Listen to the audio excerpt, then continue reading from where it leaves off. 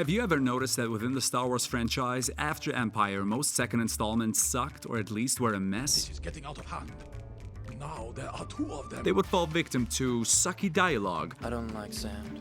short playtime, Wanna see me play Force Unleashed 2? Wanna see me do it again? a premature release schedule, Statement: apathy is death. predatory loot box implementation, and finally, The Last Jedi was such a disaster that it put the franchise on life support. Let the past die.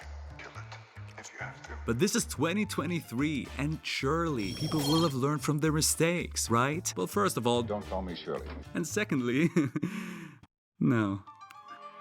It's on a Raptor!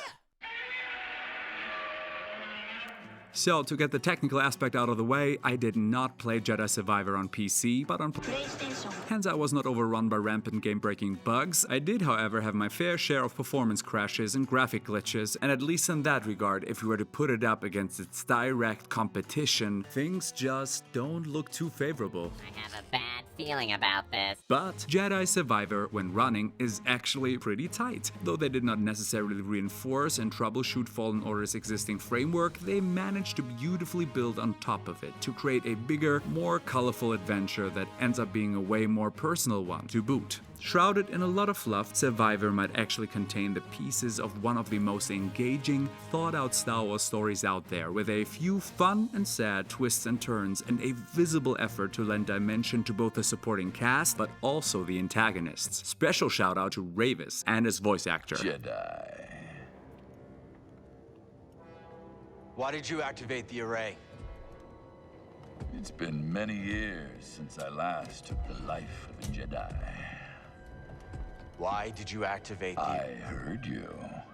Great job. The whole supporting cast's faces also received a major upgrade, re no creepy eyes anymore. Especially love the redesign of this character, whose name is Siren, absolutely and definitely not Saren. This character's name is Marin, so if somebody all of a sudden called her Saren, that would be human and understandable and actually incredibly time efficient. But nobody did that, so let's never talk about it again. Good? Good. Survivor's outstanding third act uncovers how its first and parts of its second act are potently plagued by problems in pacing. Less a writing issue, however, but more thanks to the devs' decision to make it one of those sequels that go,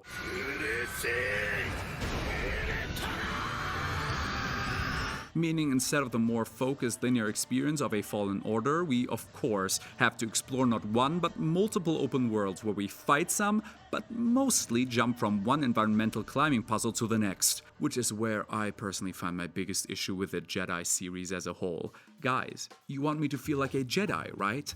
So let me do cool sci-fi stuff, bend minds and kick ass. Don't make me climb so much shit. Just give me more Star Warsy stuff, like Holotactics. Amazing how they added such a neat minigame while staying true to the source material. I suggest a new strategy, R2. Let the Wookiee win. But no, instead it almost felt like someone watched a clip show of Jedi hanging on ledges and thought, that must be 70% of what Jedi are doing, right? Traversing this open world by foot, or later with my little animal helpers, makes me scratch my head just the same, because, you know, we have the technology. I mean, one of a supporting cast literally uses a jetpack, so after 2 climbing puzzles, Cal should be going, I want it! And you also want to subscribe to this channel. Search your feelings, you know to be true. The cognitive dissonance definitely is strong in this one, and that led to me passing on a lot of side content. A pity, since a lot of rewards are kick-ass cosmetics, which points to one of Jedi Survivor's most significant improvements. The ponchos are gone. Es traición, entonces. The sum of options to customize our redhead seem endless. On paper, that is. I'm quite sure those cosmetics would have been a great incentive to complete many a redundant side puzzle. But sadly, each time we only get one haircut or one piece of a set of armor or lightsaber or later of blasters, and there are a lot of sets. That's too much, man! And that bugs me because to actually customize my Cal just the way I want him, I'd have to do all of the side content. And to do that, I'd have to pretty much progress the story to its completion to get all the unlocks to solve all the puzzles. Essentially, to start playing the game the way I want to, I have to finish it first. Ironic.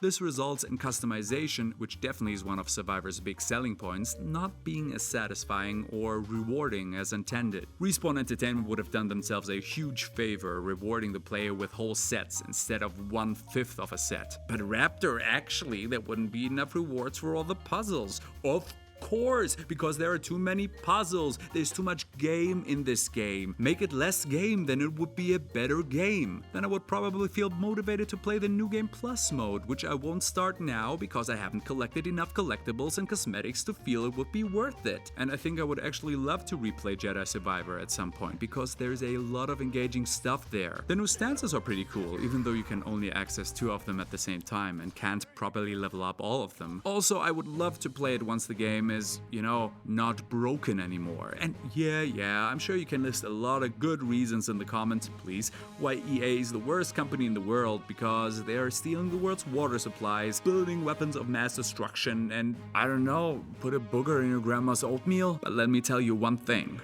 Always 2 there are. No more, no less. A master and an apprentice.